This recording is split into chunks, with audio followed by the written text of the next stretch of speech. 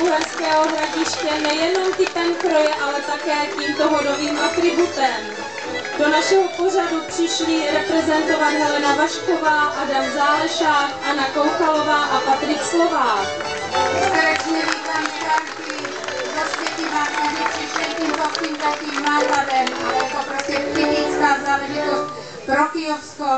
Osvětimany sice patří k Uhersko-Hradišskému bývalému okresu a taky dekanátu, ale vlastně Osvětimany už přijali i typ kroje, že je to severokyjovský typ kroje, ale taky typ hodového atributu, a to je tady tento krásný věnec.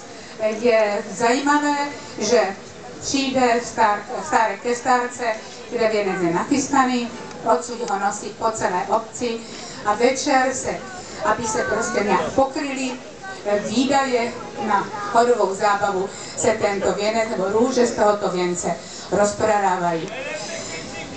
Ještě ke kroji všimněte si, děvče je takzvaně zarejděné, předu má okraj čepce, chlapec má klobouk dobený šmuky, typický přední pětušek má stárka vyvazovaný, takzvaně vyvazovaný spodní okraj zdobený paličkovanou krajkou.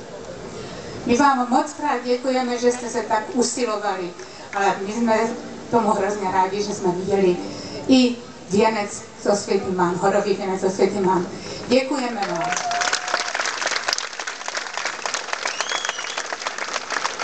My děkujeme stárkům z Osvětiman, ale také ze všech ostatních obcí Uhersko-Hradišťská a Uhersko-Brodska, kteří sem dnes přišli předvést slavnostní kroj a také hodové atributy, které se každoročně používají při hodových slavnostech a které máte každoroční možnost vidět na hodech.